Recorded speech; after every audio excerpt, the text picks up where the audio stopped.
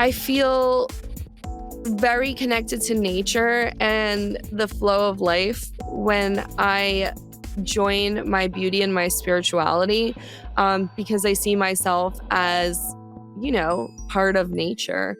And I feel like we see beauty in everything else, and we're just so programmed as women to not see beauty in ourselves aging. And I like to think about how I can have a more healthy and comfortable outlook.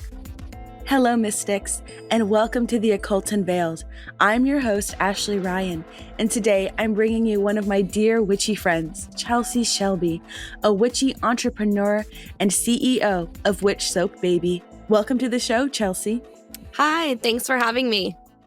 I'm so excited to have you here. You were one of my first friends when I joined TikTok way back in 2019. I know, same. I was just thinking about this morning, like how long we've been friends and how, you don't often meet a lot of friends on TikTok. No, or just in the online space, you may have acquaintances, but to have someone that you genuinely connect to is really rare, and I'm so grateful for that. Me too.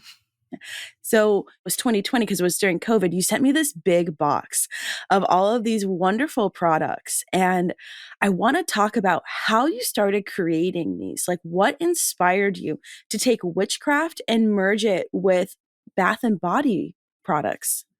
It's been a long journey, I would say. I definitely started in my backyard mixing a bunch of, I was that kid that was like mixing a bunch of stuff and making spells. And then I had a huge interest in beauty and they kind of started to merge over. I actually got into a few like aspects of witchcraft and magic from beauty magazines as a kid. I was obsessed with the zodiac section. I learned how to astral project as a child from 17 magazine. What? That's crazy. Or lucid dream. I read this like one article where it was like, if you look at your hands multiple times a day and you say to yourself, when I see my hands in my dream, I know that I'm dreaming. And I did it. I was like, bet I'm going to do that. And so I kind of like beauty and witchcraft have always been parallel for me in my journey. And then as I became an adult, I went to school for alternative medicine. I was a licensed cosmetologist. And I just realized the intersection of witchcraft and beauty was so much stronger than it had been perceived and seen by the public eye. And also I'm like a little weird and witchy. And when I would go to the store, there was nothing really that represented me as a person. So I was like, I guess it's time to make what I want to see. I think a lot of people, when we look at makeup and witchcraft or bath and body products, it's glamour, where glamour is casting an illusion, but your products do a much wider range of work than that. Yeah. So part of my self-care and my beauty journey is also rooted in PTSD. So a lot of my healing had to do with taking care of my body and taking care of myself. So that's where I learned really the true power of self-care. I know a lot of people are like, self-care isn't a bath, but sometimes it can be. And for me, it definitely was. A person with PTSD, everybody tries to define what self-care is, or they do. Be like, it's not this, it's that, but it's many things. It's multifaceted, and that's one facet of it. So, it was just like powerfully healing to start pampering my body as a person who had gone through like very like a lot of trauma related to my body. Yeah, I don't want to like drill down into that unless you're comfortable, but because you did say it's body trauma, one of the things that I really resonate with your products is when you sent me, it was a shea butter and it had a It was a tiger's eye, a yellow tiger's eye on the top of it. And I actually created a spell because I am currently recovering from an eating dysfunction. Mhm. I wasn't diagnosed with full blown anorexia. It was an unspecified eating disorder.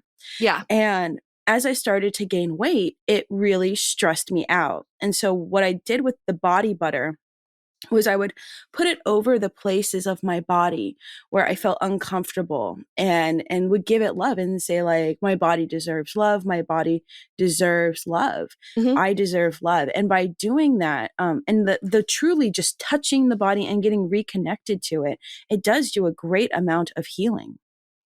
Yeah, so, like, even with the bath rituals that I craft, in our spell box and newsletter and things like that, a lot of that is at the core of those rituals, so they're not like your typical, um, like, do a chant or whatever, or, like, light a candle. A lot of them are, like, a bath bomb, plant and crystal elements, and then I do focus a lot on, you know, the beauty standards that are, like, put into our head because, if you believe in psychic messages and influencing and those type of things, like, the beauty industry can really be like a psychic assault. Absolutely. There's things that Yeah. are live in your head, and becoming a witch and becoming mindful of those influences has really made me realize how many thoughts I think that aren't my own. Mm-hmm. Like, it's made me look at my mind like a garden, and sometimes there's weeds that you have to pull. Totally. So I'm able to, through these rituals, see what comes up, do shadow work through beauty rituals, all sorts of things, and then even plant different seeds in the garden, Yes. seeds that are more fruitful or better for the ecosystem than what was there before. Yes, and I think that really what you just said really hits on one of the products that I use of yours, consistently, and that's the cord cutting bath bomb. Oh, yeah. Yeah. Sometimes you So, just gotta let go. yeah, and for anyone who's not familiar, when you meet and interact with someone, you create an ethereal cord, and it doesn't mean you have to have a big relationship with them. This is your cashier at the grocery store, the person at the drive-through, someone who's giving you your Starbucks, and sometimes what we don't realize is those cords, they're a highway. So energy is going to them and you're receiving energy. And so one of the ways to completely clear out and do some what I call spiritual hygiene work is doing a cord cutting ritual. Now, traditionally that's done with candles, but Chelsea did this amazing, and I love this. You use water to cleanse away those cords. And I'd love for you to talk about the use of the element of water and bath bombs. So, just like a basic cleanse or anything you can do, even without a bath bomb, is to kind of visualize the water washing away any negativity, anything you wanna let go Mhm. of, and just really, like, be in it, be focused on it, hold your intentions, and then visualize all of that swirling down the drain, never to Yes. return. Um, but then you can take it a step further, which I like to do with the bath bombs that we make. We have like coffin shaped bath bombs. We have the cord cutter bath bomb, which is a heart with a little tie, and you cut the cord and then put it in the water, and it's black, so it's like banishing. It Mhm. has different herbs and it has a hyssop Hyssop, a fragrant herb often used in rituals for purification purposes. and a few other things that are intended for cord cutting.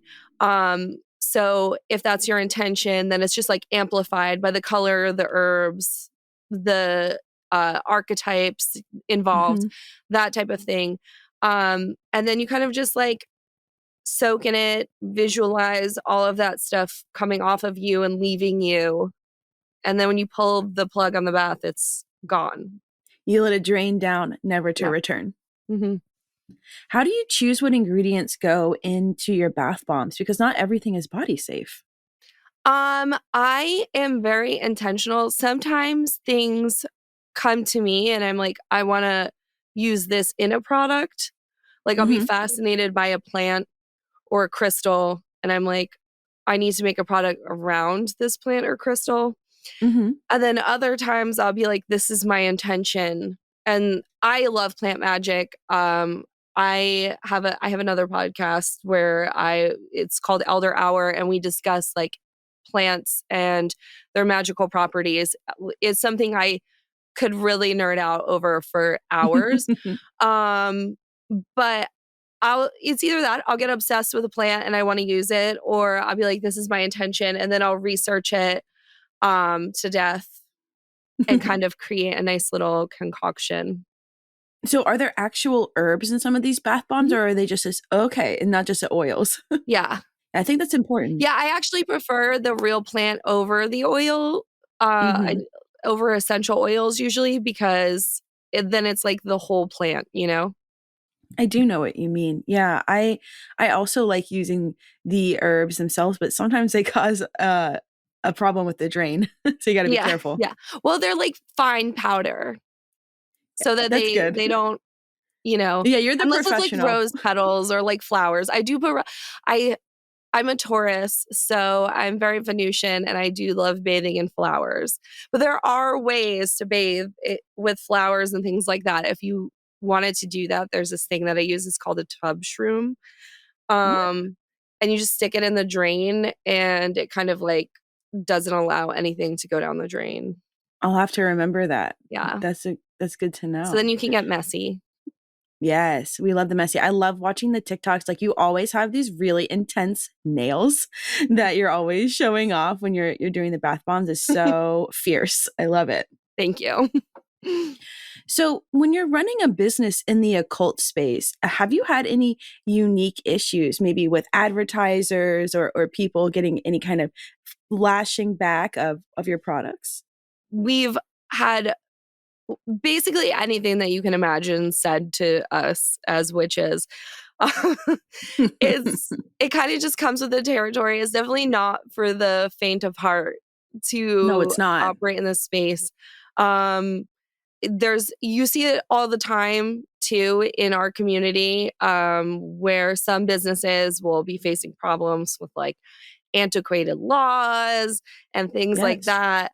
Um, so yes, we've gotten we don't want any devil worshippers in our town before in some of our previous locations.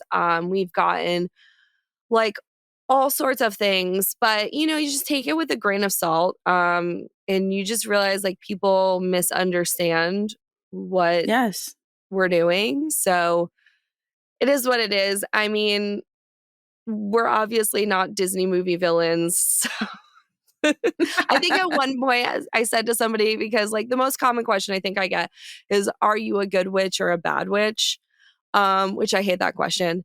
Hmm. And finally, I just got so annoyed with answering that question that I said to somebody once, I was like, lady, I'm not selling any poison apples. And I could see like on her face, she felt silly for asking me that because it is such a silly question. It Like, I'm not is. out here terrorizing the neighborhood. Like, I'm just trying to take a bath with crystals. For real. And I think that's like, you're right. You have to break through that stereotype. I'm a mother, so I'm very involved in like the school community, and I work hard to break that stereotype. I've been the class mom 3 times, so Wow. it's like I'm living my best Sally Owens life. Sally Owens' life.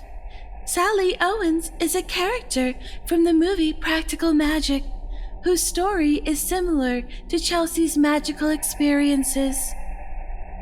And I find that movie, Practical Magic, so inspirational for breaking that stereotype. Yeah, and that's it's you're doing the good work. I think we're seeing that shift a little bit right now post COVID where witchcraft is certainly a little bit more accepted. But there will always be people who want to see us with hooked noses, warts holding our candy apples for to Yeah, poison children. you know what? I think I come from a background of like my mom is Italian, and coming from an Italian family, it's not that unusual to have like weird witchy things. Like my mom and her Oh, best totally. friend, when I was growing up, I watched them like name their lobsters before they boiled them after ex-boyfriends and things like that. So it wasn't unusual for me growing up. I think the weirdest part for me is growing up and then realizing that's not normal everywhere, you know? Sure. Yeah, you come out of it and you're like, "Oh, there's a whole nother world that's not familiar with these customs." Yeah, and my whole life has kind of been like that. My mom worked in a go-go bar, so, like, I grew up in a go-go bar, that's where my parents met. I've just Mm. always lived this, like, controversial life where going from, that background, um, the punk scene, witchcraft, I've always just kind of, like, I guess, walked the line of controversy. Oh, but there's some of us who just do that. I was always the rebel in my society where I was growing up. We're asking the hard questions. Like, I wanna narrow down, particularly when it came to religion. Yeah. Always, yeah, always wanna be like, "Well, here in the Bible it says this, but, like, what does that really mean? What is sorcery? Is Yeah. sorcery witchcraft?" There's, a lot of questions. So, you are a mother, so how do you integrate magic and witchcraft into the lifestyle with your family? We talk about all religions. We talk about all sorts of things. I really want her to make her own decision on what she believes in, even Mm, even down to things like Santa Claus. Like, yeah. I was like, I let her kind of guide me on things like that. And I tell her about all sorts of things. So when it's the holidays, it's an opportunity to talk about different celebrations, where they come from, the history, the folklore associated with those. When she was younger, I would read her like old folklore lore stories of some of our backgrounds. So I'm also Finnish, and I have like a Oh, really okay. cool Finnish book of winter folklore that I like read her as a kid. I taught her about the elements. She knows about Mhm. astrology. Like Mm, when we're talking about stuff that's going on in her life, I'll be like, "Oh, well, what's her sign?" And she'll tell me, and we'll be like, "Oh, that makes sense." right, So she's got exactly. like a little bit of everything. My husband is really into like folk Catholicism. Folk Catholicism, an amalgamation of traditional Catholic beliefs intertwined with local customs and superstitions. We have a whole episode on this subject with Crystal, the folk witch. He's a Sicilian, so we have like a lot of religious stuff in our house too. So she has like a very eclectic mix of influence. That's great, and I think that's such a wise choice to let the child decide because it is her beliefs. I think that's beautiful. Yeah. Although if you ask her, she'll probably say that she believes in Taylor Swift. So Well, yeah. that could also be its own current in a lot of ways. Taylor Swift. Michael, another music definition for you. Taylor Swift. No, I can't help you here. Seriously? So you were talking about the zodiac signs. Now, zodiacs, they have a lot of different associations with them. So you're a Taurus. So you have a plant that's associated with money plants and crystals. When you make your bath bombs, how do you like what books and references do you choose to follow in order to find those attributes?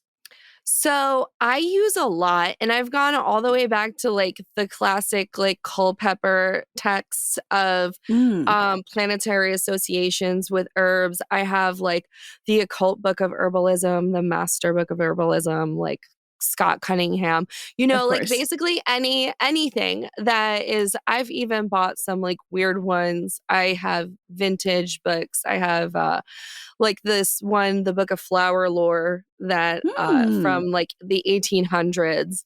I just really love it. I really love reading about it. But yeah, I kind of like to focus on like an astrological herbalism perspective for my own personal practice. So Okay, I'll look very up cool.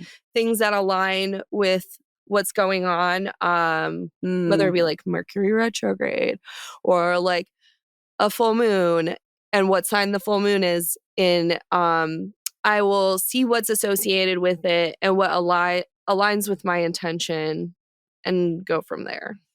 And I think that's why you have such a universal appeal in your business, because those planets affect all of us. Hmm.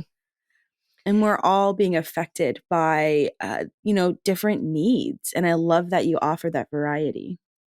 I mean, yeah, it's not, you don't have to be a witch to be like, what is going on in space right now? Like, No. why is my day crazy? Or people just being like, oh, it's the full moon, that checks out. You know what I'm saying? Yeah, yeah. I've got people in my life who aren't totally in this, but they'll be like, "Oh, people are driving crazy today. Must be the full moon." And it's like, Yeah, everybody "Oh, has like a little bit of witchiness, like, whether they want to admit it or not. oh, I love that. I love that so much." Yeah, and your business is it's so nice to see something where it's about others learning to help themselves. Because I think a lot of people come to me personally and say, well, can you fix my life? Fix this for me. And you're offering the tools to let people help themselves. Yeah, I feel like that's one thing that I learned in my background of alternative medicine is teaching people how to heal themselves and take care of themselves as Mm. opposed to being reliant on this magic pill or whatever. Obviously I'm not a doctor and I'm not saying I'm healing like medical conditions or whatever, but the things that afflict us and even our confidence, our self-image, those things like dig deep and they do need healing. Maybe not the traditional kind, or like even as women, I don't feel like it gets talked about enough in psychology, just like Mm. all that we have to endure when it comes to even just like advertising, the male gaze, societal expectations, ageism, sexism, everything. So it's kind of just like a way of taking your power back in Yeah. light of all of those things. Yeah, it really is. It's taking your power back and sitting comfortably within your body. And that is not an easy task to do. Yeah, and you know what? The thing I actually wore this today for this is from my friend Lady Moonco, but it says Mother Maiden Crone, or Ooh. Maiden Mother Crone. Maiden Mother Crone, a concept within paganism symbolizing the stages of a woman's life: youth, adulthood, and old age. These represent phases of the moon and different faces of the triple goddesses, like Hecate, Brigid, and many others. And what I love about witchcraft is I find that archetype to be so healthy. Um and inspiring, and it inspires like so much of what Witch Baby does, because so much of beauty is all about youthfulness. And Mm-hmm. um I feel like the witch and the maiden mother crone archetype is the only archetype in pop culture that really celebrates women aging. Yeah. um Even in religion, there's a lot of religion that doesn't, they celebrate, the virgin or youthfulness. There's a lot of religion out there that does. It's not usually popular religion. Um, but I find it so inspiring from a beauty perspective because it's just it really guides how I message Witch Baby and what the purpose of Witch Baby is, which is to feel comfortable in your skin in any phase of life. I was thinking about the triple moon goddesses yesterday when I work at the Crooked Path in Burbank, and it's dedicated to Akate. And well, there's a lot of controversy about her being a triple goddess. Triple goddess, an ancient symbol representing the three faces of the deity. Anyway, so when I was looking at her, I was like, wow, there's so much that's not talked about when it comes to being a crone. A crone doesn't not mean I have a hooked nose and I'm like all crunched over and rah, rah, rah. It's actually supposed to be wisdom. And there's so much wisdom that comes with age. And in a world where we're being bombarded with anti-wrinkle products and Botox, like there's an opportunity to embrace the aging process that doesn't have to be seen as destructive. Yeah. Yeah.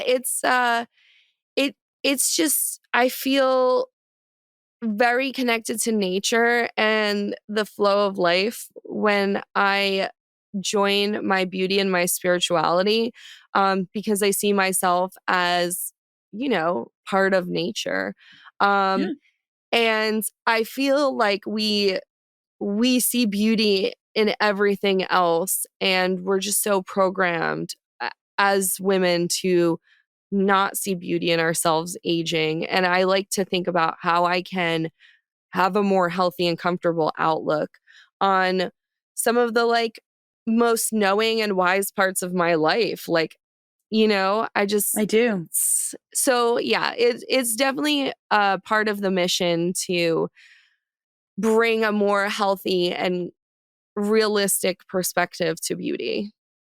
And I think that's really great because, like we talked about, I think witchcraft and beauty really gets stuck in glamour. And there's nothing wrong with glamour. That's great. It has its place, but it's deeper than that. Yeah, it's definitely much deeper. I mean, I sometimes lump everything that's beauty related into glamour magic as well. I'm like, it sounds glamorous. Um, but yes, it's more than just casting a glamour. It's more than it, if you feel good on the outside, that radiates. I mean, if you feel good in the inside, that radiates outward, So, sorry, there's a A train. yeah, there's a big train that goes back behind Witch Baby.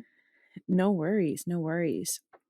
So you have a lot of universal appeal. Your store is very well known, but not everybody gets it. And I remember we talked about there was one particular incident where you were at a very public place and you got kind of shut down. Would you be willing to share that story with us? Yeah, so I was at an event. There was another person in our community speaking, and they basically came out. I was there. My friend wanted to go, so I was like, "Yeah, sure, I'll go with you." Um, and they came out and they started their speech, and they were like, "This isn't putting a crystal in a bathtub. This is real magic." Ugh. I was like, "Well, first of all, um, yeah, I guess you already know who I am." Yeah, you were So like in VIP. You were in the front row. yeah, I was in the front row. I was in this a little VIP section, but Yeah. yeah, I don't know. I thought it was very bizarre. I was like, but not shocking. I'm used to this. There's people who make content. It's the internet, and people just is how it is sometimes. Yeah. I don't see it as a competition. Some people do. Whatever. Good for them. But there's always going to be somebody that's like, this is a real spiritual bath, or this is real magic. And the infighting in the community happens where people are like, this is the most powerful kind. And it's like, it really, the truth is, whatever works best for you is the most powerful kind. And there's Yes. no one specific path. But we're all human, and we all have whatever we have going on, whether it be sexism or classism or any type of thing that may give us a bias about other people's practices. And it's really important to like unpack those things. I love to look at other people's practices and see how ours are alike and ours are different. Mhm. I find it fascinating. I don't know if it's because I have like a lot of Gemini placements in my chart. But I listen to like 142 different genres on my Spotify Wrapped today. That's what I found out. So like Whoa. I really love to see different things, different perspectives. But some people, you know, they think that their perspective is the only way. And that's fine for them. If that's how they if that's how they want to Yeah. live, they can live that way. Yeah, I think that, we talk about this personally together, but there's always this battle within within the witchcraft and spiritual community. And woof, I'm gonna get on a little soapbox here for a second. Magic is about unity. It is about connecting to nature. It's about connecting to yourself. And it's about connecting to source, spirit, goddess, God, whatever you want to call it. And when we constantly fight with each other, we're tearing apart the the fabric and the foundation of spirituality. When we let things like competition, whether it is a beauty competition, whether it's a business competition, we're not allowing ourselves to grow. And that's the point of spirituality, is growth. If you stay stagnant and you never change, then I would be very hesitant to call what you're doing spirituality. It seems more like a performance. But there are ways that we can look at other people's practices and their choices and their decisions and say, that's what works for them. That's their practice. That's what works for them. It doesn't work for me, and that's okay. Now, I'm going to do a little caveat here.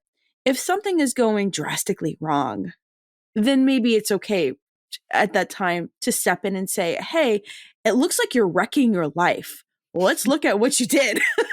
And then they're like, it's Moldavite. Moldavite. Oh Lord. But what do you think? How can we help the community become, honestly, more accepting? I know that's like so weird to say. You know what? It's hard. So I come from like the punk and the hardcore scene.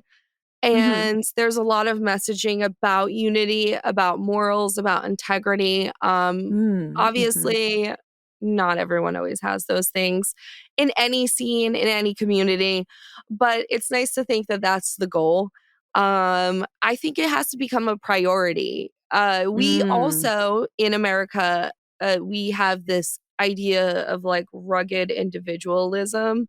totally. And I think our hyper independence also hinders us sometimes from building real community. Um, it has to be in the messaging. It has to be an overarching message for the community that we should be unified. I think sometimes I wonder if the infighting is by design, you know?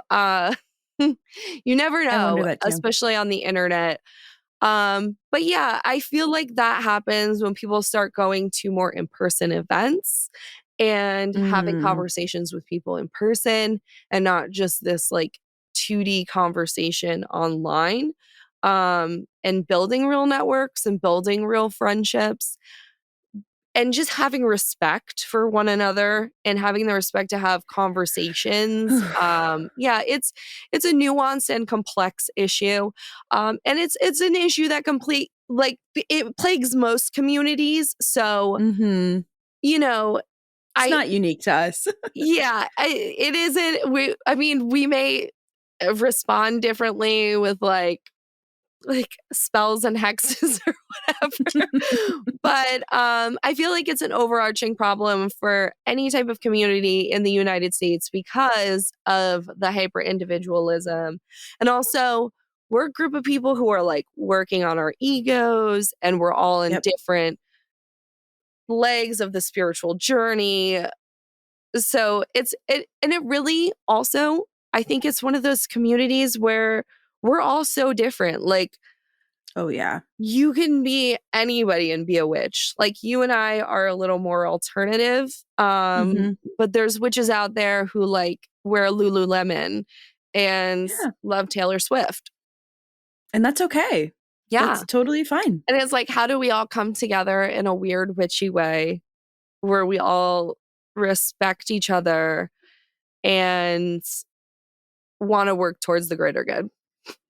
Yeah, I love that. And I think I want to highlight that word respect. I think that's what it really boils down to is respect for the other person.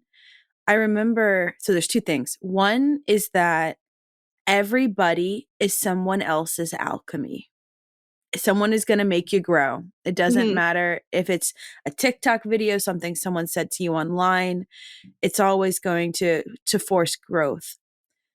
The second thing is that I saw this once on, I think, Twitter, which is now X. There is no witchcraft community in the United States. It's a witchcraft marketplace. And that really like hit me hard. Yeah, I can see that too. Like, some people think being a witch is to be in business. Hmm. It's honestly a hard business to be in. It's very Um, hard. yeah, and I was a witch way long. I actually started a thread recently about how long were you a witch before starting your witchy business? Because Mm. some people become a witch and start a business in the same day, Whoa. you know? Like, learn on the job, I guess. Ooh, that Like, some sounds people are like, stressful. you know, doing tarot readings and reading from the book. It's, it's one of those things where it's like, you can just be a witch and also not share it on the internet if you Absolutely. don't want to. There's a lot of people who don't do that. I know a lot of people who are witches in the like punk and hardcore scene, in different communities, and they're not necessarily like, you know, it's not their like Advertising it. internet presence, you Yeah. know? Um, or it also could be maybe we just see the most present witches on the Hmm. internet. Yeah. I was so private about my practice for the longest time, mostly because I was afraid of my family finding out. And then, it was 15 years after I had started my practice, I was like, hello, world. Yeah. I'm, It's I like do that this. meme where you're like former classmates are like, yeah, that makes sense. Yes, totally. Totally. Um, I told my mom when I was 9, I was like, I'm a witch. And she was like, no, you're not. And I was like, here's these papers that I printed out from Angel Fire that Love it. explain exactly how this is gonna work out. And they're just like, yeah, whatever, her witch phase, blah, blah, blah. And it just like never was a phase. It just never went away. Um, it's, it's a lifelong journey. It truly is. And I printed out stuff from GeoCities, so Yeah. we're on the same vibes here. Yep. Like the spinning goddess gifts and stuff like that. Oh, so much fun. Good old days. Ah, the early days of the internet. Yeah. So, as someone who is really close to a variety of different people of different ages, what do you think the next generation of witches look like? Do you think that we will be able to find that unity, and does it give you hope? I do think that we will find unity. I do think it's more open and out than ever. Absolutely. It's funny to see some of the younger generations and how they practice, because they practice like a more traditional style of witchcraft. Hmm. I feel like I came up with like the Instagram witches Mm. where we were like kind of just all over the place, and it was like a Right. lot of like Eclecticism. vibes and Yeah. crystals. It was just like a different time, and it's interesting to see the way the younger generations are kind of like returning to those like traditional styles of witchcraft that we were seeing like in the 90s. But Mm, I mhm. guess it kind of just comes in waves. It comes and I think goes, you know what so. I'm saying? Yeah. Um so I am hopeful for the future in the way that it's more like accepted and open and out. I would have thought it was super cool if I was a kid and I was and I had a class mom who was like a witch, or like I knew Oh. somebody that was like out and out a witch. Um and I just think it's I feel very positive about the future. I'm so glad to hear that. I love that, you see the positivity, the optimism. And do you think that your daughter thinks that you're a cool mom? I don't know. You'd have to ask her. We have like the witch store in town, so I guess that's kind of like cool. Yeah, I don't know. I don't want to speak for her because if she Understand. watches this and then she said I like answered for her, she's gonna be like, "Mom." So Yeah, I totally respect that. Give her the yeah. autonomy she deserves. Chelsea, it was such a pleasure having you here today. Thank you so much for sharing your journey, your business, and can you tell people where that they can find you online? Yes, thanks for having me. My personal Instagram is Stay at Home Witch. My business Instagram is at Witch Baby Soap, and then I have like a couple other ones, but that's the main one. And then I'm on TikTok at Chelsea the Witch, and I have a TikTok for Witch Baby. I'm not as active there, but you can follow us there. It's hard to fit in the time for every I single thing. know. There's There's so so many much. social media Yeah. platforms. So our TikTok is also at Witch Baby Soap, or you can go to our website, witchbabysoap.com. Wonderful. And she's coming out with some amazing Christmas line products. So definitely check those out. Yeah.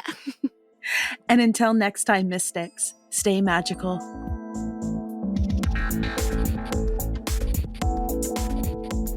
The Occult Unveiled is produced by F Street Productions and M is for Magic. Our executive producers are Ashley Ryan, Michael A. Simon, and Scott Kushner. Our show is produced by Deborah Simon. Our audio producer is Bill Schultz. Our talent booker is Perry Turcott. Laura Kaufman is our coordinator. Thank you for listening, and for more information on any of the topics you heard today, plus really cool links and ways to learn about Ashley, Pythian, and all of our guests, go to theoccult-unveiled.com website. The Occult Unveiled, copyright 2023.